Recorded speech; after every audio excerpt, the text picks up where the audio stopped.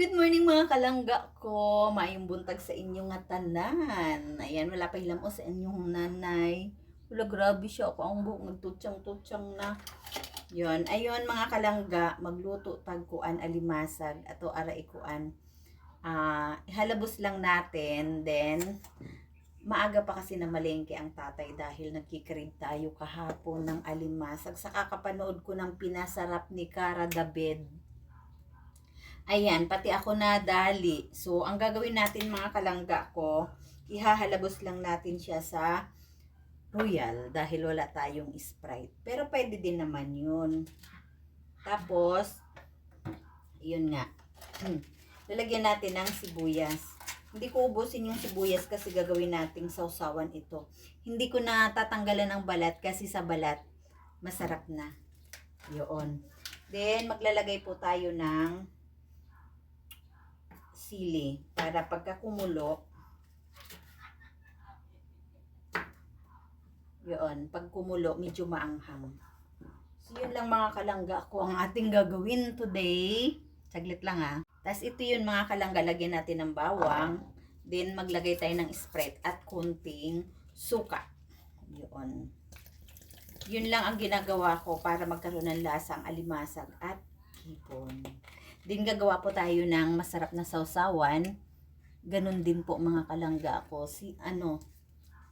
Luya, saka sili, at saka bawang. Ayan. So, sasandok-sandukin lang natin ang suka. 2, 3. So, 3 takip lang mga kalangga ko kasi ang alimasag natin ay 1 kilo din, kalahating kilong hipon. Ang kakain nito ako lang kasi yung anak ko hindi naman ganun din kahilig at sila tatay. Kaya ako ginawa ito mga kalangga ko, nilagyan ko ng ganito para yung mataas sa kolesterol kasi yung alimasag, no? Tapos maglagay na po tayo ng asin. Ayun. Kayo po mga kalangga ko, timplahan nyo na ayon sa inyong panglasa po. Yan. Ayan, sinalangpon muna natin mga kalangga ko, hayaan natin kumulo bago natin ilagay ang ating alimasag. Ito si alimasag at ito ang ating hipon. No, titingnan natin kung anong magiging lasa. Pero ginawa ko to Sprite kasi pinalalagay ko. Ayun, mga kalangga ko, while na nagluluto tayo, kwentuhan muna tayo. Mga kalangga ko, kung pwede na talaga siyang ilagay. Kasi kumukulo naman na, no? So, ito ilalagay na natin.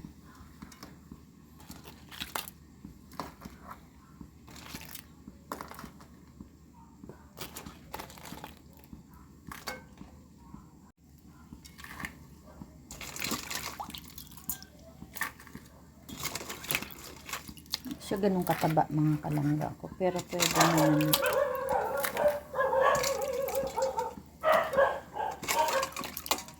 Yan, kung nakikita nyo may space dyan dahil dyan natin ilalagay ang ating hipon. So, takpan muna natin mga kalangga ko. Tapos, kasi mas mabilis maluto ang hipon, pagka pumula na siya, saka natin ilagay ang hipon.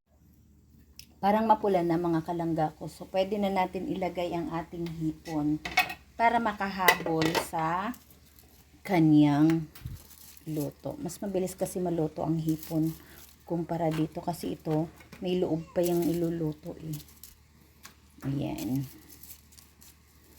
Try nyo mga kalangga ko, mas malasa pagka ganyang ginagawa nyo, no? Simpleng lutuan lang.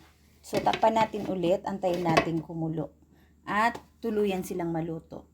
Habang tayo nag-aantay ng mga kalangga, nakagawa na ako ng sausawan. Ayan yung ating sausawan, sibuyas, saka bawang. So, lalagyan natin ng luya para iwas sa kolesterol. Bawas sa kolesterol. Ayan. Wala mga kalangga, kumukhang okay na siya.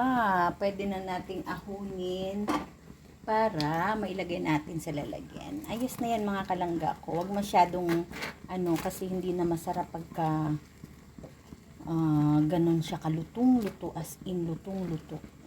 Dapat nga ini-steam lang talaga siya. So patayin muna natin. Off muna natin ang tapos lagay natin din sa lalagyan. Yan para matiktik naman din. Yung iba luma na pinaghalo lang siguro sa palengke. Pero okay lang. Talagang ganun mga negosyante. May konting pandaraya. Parias. Yan, ganun. O, wala nang laman yung iba eh. Pero yung iba, mataba naman. So, dito natin ilagay. Yan. Nga, mabigyan din yung dalawang matanda, sila nanay at tatay. Sana makain nila to. Makagat nila pala. So, ito na yon mga kalangga ko. Tapos naman yung hipon, dito din natin ilagay. Yun. Tapos itong sabaw na to mga kalangga ko, kung gusto nyong gumawa ng sauce, pwede rin naman. Itong sabaw, salain nyo lang siya, tapos lagyan nyo ng harina or ano yung ginagawa nyo. Pwede rin para malasa. Pero ako kasi, gumawa na ako ng sausawan natin. Yan, ganun lang kasi. Ayoko ng maraming ricotitos nga talaga. Sa pagluluto, gusto ko simplihan lang din. Para hindi mawala yung vitamins ng hindi mawala yung ng isda ba. Ganyan. Ito na nga mga kalangga ang outcome ng ating niluto today.